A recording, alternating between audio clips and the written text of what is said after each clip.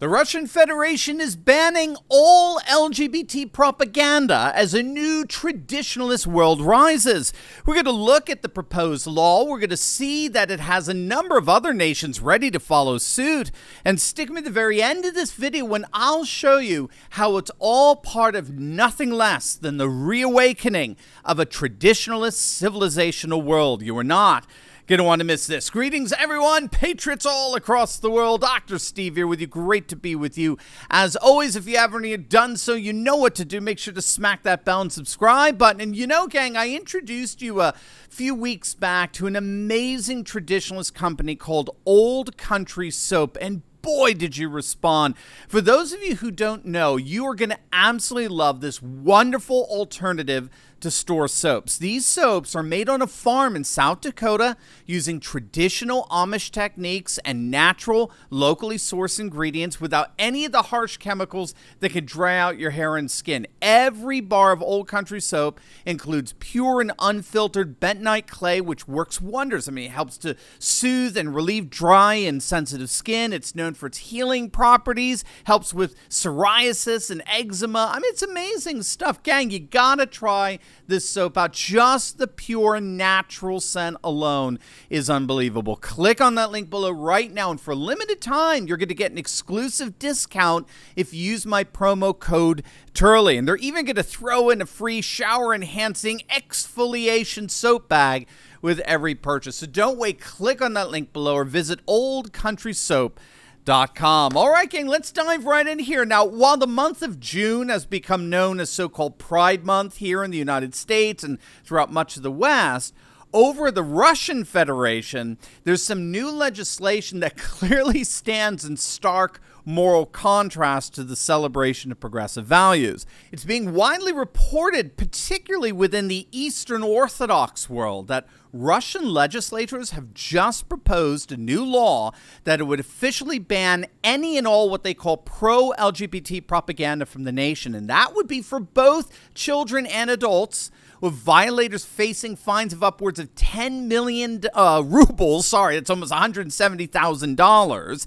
And if the propaganda is peddled by foreigners, they would be immediately exported from the nation and banned from ever entering Russia again. Now, this law would in effect replace the infamous 2013 law that passed unanimously in the Duma, the Russian parliament, which has since been called the Gay Propaganda Law. And that law sought to protect merely minors from any advocacy of what Russians call non-traditional sexual relations.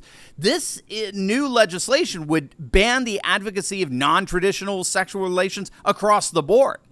There would be absolutely no exceptions, and the Russian Federation would, in effect, be completely free of any semblance of legally recognized LGBT lifestyle and culture.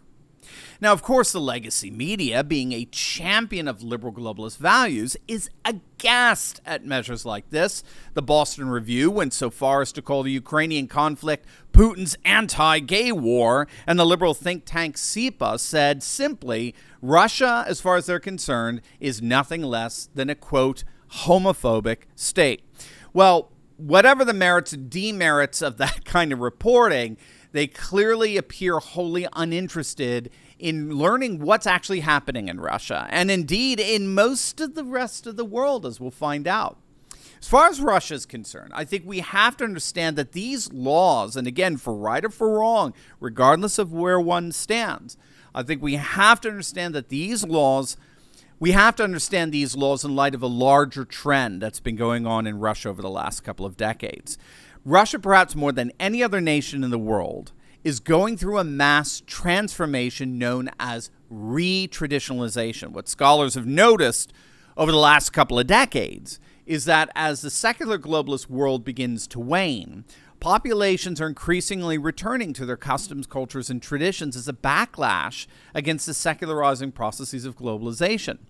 Because globalizing institutions, say, for example, like the EU, challenge the traditions and customs and religions and languages of local cultures, those institutions tend to get resisted with a countercultural backlash, where populations are reasserting their religiosity, their kinship, their national symbols as mechanisms of resistance against globalizing dynamics. What's happening in Russia is retraditionalization on an entirely new level, something we've not yet seen. And that's because Russia has coupled its retraditionalization with the rise of what's called a civilization state. Now, in a nutshell, a civilization state is a political and economic system organized around a comprehensive culture that generally encompasses a wide geographical sphere like Russia. And the ultimate purpose of the state is to protect and defend the culture of a particular population. So the culture of the population is paramount, and the politics and the economics of the population serve to further the culture. And as such, the civilization state really is, in point of fact, the exact opposite or the inversion of neoliberal globalism, which eclipses localized cultures, customs, and traditions with a rules-based, standardized, one-size-fits-all political and economic system. And what Russia's actively doing right now, particularly with Ukraine, as well as these laws, is it's effectively decoupling itself from the liberal globalist order and, in effect, creating its own world. Civilization states aren't so much interested in taking over the world as they are in taking over a world. And for Russia, that's the pan-Slavic Orthodox world of about 300 million people, around which the Russian Federation is now the core civilization state. So that's what I think is happening in Russia. But what we have to understand here, big picture, right? What we've got to understand is that what Russia is doing in its own, admittedly grandiose way, its retraditional, civilizational outworking, what it's doing in terms of retraditionalization is happening all over the world. For example, in the nation of Hungary, under the leadership of the extremely popular Prime Minister Viktor Orban, who's won 4 back-to-back landslide elections in a row, right? They've enacted laws banning schools from using materials seen as promoting homosexuality and pro-LGBT values to students. That's on top of a recent law that went into effect banning LGBT couples from adopting children. And Hungary's also passed laws making it impossible for transgender people to legally change their gender. And these laws are hardly specific to Hungary. They've received significant support from Hungary's closest ally, that's the conservative nation of Poland, ruled by the Law and Justice Party, as well as the nation of Slovenia. In fact, the whole of Eastern Europe is beginning to move explicitly away from the whole notion of LGBT rights and protections. And much of this is all part of something akin to Viktor Orban's vision of transforming what was once atheistic communist Hungary into today a flourishing conservative Christian democracy, which radically challenges the secular liberal globalism peddled by the EU and the permanent political class here in DC. In fact, what Orban has been doing is so offensive to the sentiments of the left-wing activists disguised as journalists in our lamestream media, they're going so far as to accuse Ron DeSantis, who of course pushed the parental rights bill that the legacy media shamelessly rebranded as the Don't Say Gay bill. They've accused DeSantis of being Orbanized. He's spearheading this process of increasing Orbanization over the United States. Well, perhaps, but that's only because a return to tradition, a return to nation, culture, custom, religion is indeed the new norm around the world, even in China, which of course is becoming a new civilization state in and of itself, along with India. In China, new media standards have been established throughout the nation, banning what media regulators call, I kid you not, sissy idols and effeminate men.